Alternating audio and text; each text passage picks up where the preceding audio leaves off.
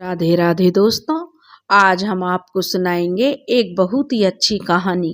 अगर आप हमारे चैनल पर नए हैं तो प्लीज़ हमारे चैनल को लाइक करें, सब्सक्राइब करें और शेयर करें। राम प्रसाद एक छोटे से किसान थे। वह अपनी जमीन पर खेती करने के साथ साथ कुछ जमीन ठेके पर लेकर भी खेती करते थे। उनका एक बेटा था। उनकी पत्नी उर्मिला एक साधारण गृहिणी थी। वह ज्यादा पढ़ी लिखी तो नहीं थी, लेकिन घर को बहुत अच्छे तरीके से संभालती थी।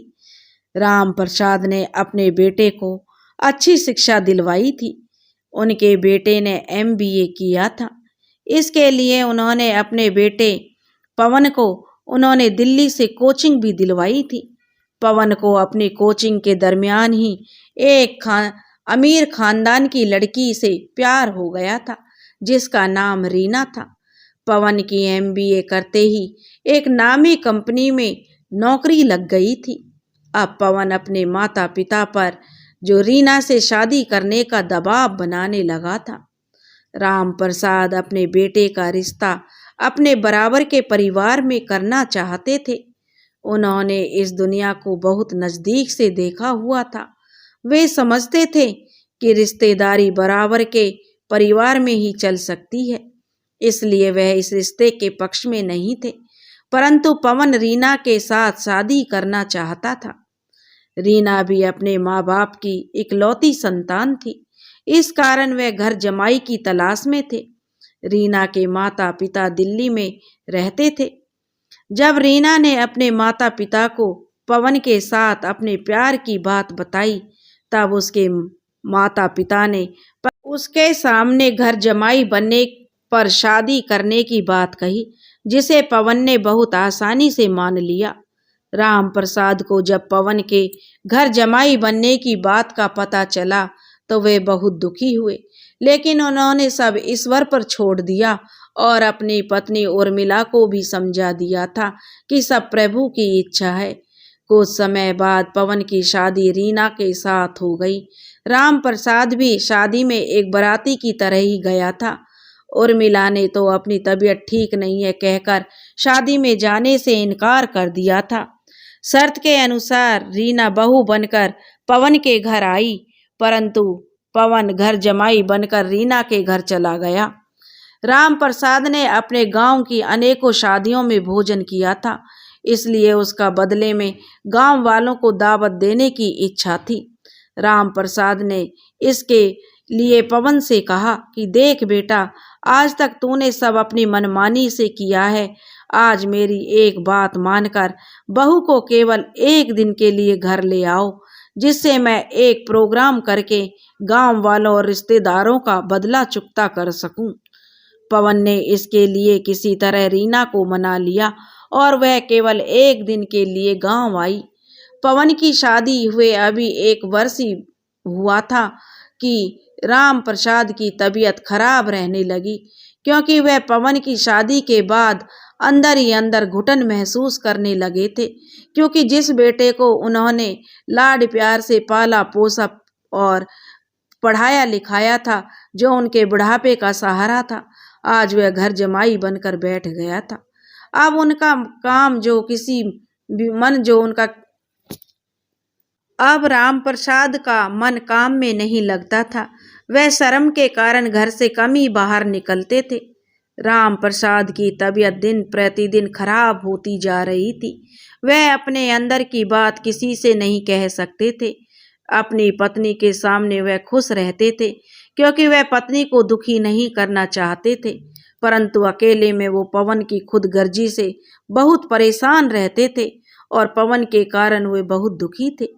एक दिन यह बीमारी राम प्रसाद को अपने साथ ले गई। उससे उर्मिला पर तो जैसे दुखों का पहाड़ टूट पड़ा। उर्मिला के बेटे के पास फोन करवाया कि पवन बड़ी मुश्किल से अगले दिन आया। तब तक गांव वालों ने मिलकर राम प्रसाद का अंतिम संस्कार करवा दिया था। अब पवन ने अपने पिता का त्रयोदशी संस्कार करने के बाद माँ को अपने साथ ले जाने के लिए कहा, तो माँ ने यह कहकर मना कर दिया कि मैं एक वर्ष तक अपना घर छोड़कर कहीं नहीं जा सकती, क्योंकि 11 माह तक हर महीने मुझे तेरे पापा की मुक्ति के लिए एक पंडित जी को खाना खिलाना है, उसके बाद बरसी करनी है। पवन इन पुरानी प्रथाओं को समझता नहीं था, इसलिए वह अपनी माँ को गांव में अकेली छोड़कर दिल्ली चला गया। रीना पवन के पिताजी की मौत होने पर भी गांव नहीं आई थी। इस बीच पवन गांव में बहुत बार आता रहा, क्योंकि उसे अपने पिता की जमीन अपने नाम करवानी थी। पवन यह जमीन शीघ्र ही अपने नाम करवाकर बेच गया। जब उर्मिला को इसकी खबर लगी कि पवन जो है जमीन को बेच गया, तब उसको बहुत ही दुख पहुंचा, परंतु वह बेचारी अब क्या कर सकती थी।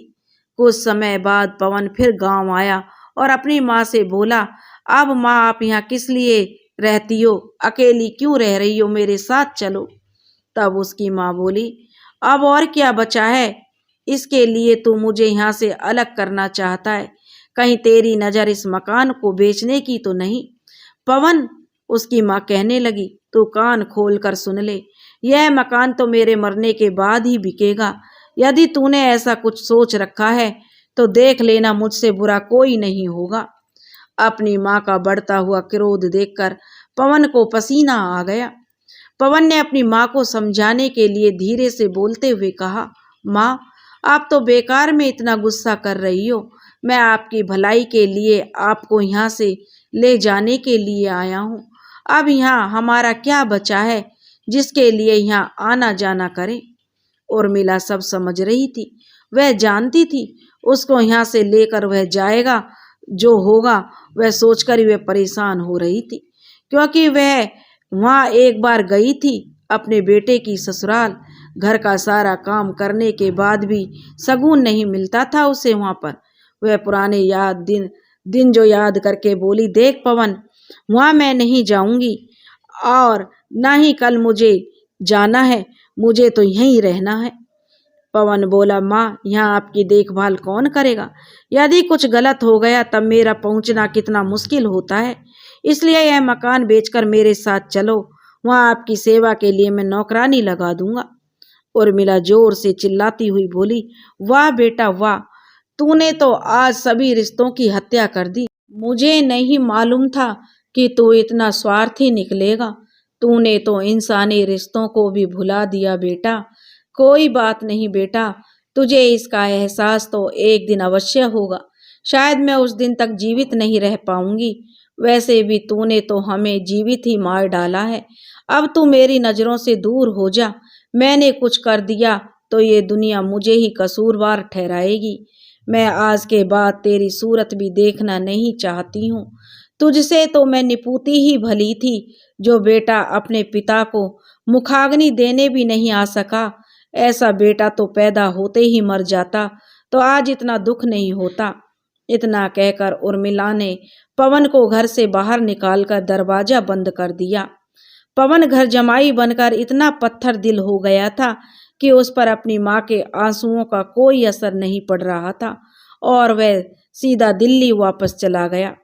उर्मिला अपने पति की तस्वीर हाथ में लेकर रोते हुए कह रही थी कि मैं आपके पास आ रही हूँ, मेरे लिए भी जगह रखना, मैं अब एक पल भी जिंदा नहीं रहना चाहती हूँ। और वह रात को रोते रोते सो गई और ऐसी सोई कि फिर कभी नहीं उठी। सुबह पड़ोस के लोगों ने दरवाजा बंद देखकर आवाज लगाई, परंतु अंदर से कोई प्रतिक्रिया नहीं आने के बाद लोगों ने दरवाजा तोड़कर खोला। तब उर्मिला को अपने पति की तस्वीर छाती पर रखकर चिर निद्रा में लीन पाया। गांव वालों ने मिलकर उसका अंतिम संस्कार कर दिया।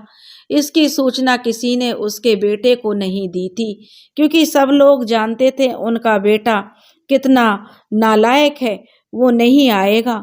कुछ दिन के बाद उसका बेटा फिर आया और उस घर को बेचकर अपनी ससुराल चला गया और गांव से जो उसका पूरा कृषि की जितनी भी खेती थी, जमीन थी, सबको बेचकर अपने घर ले गया।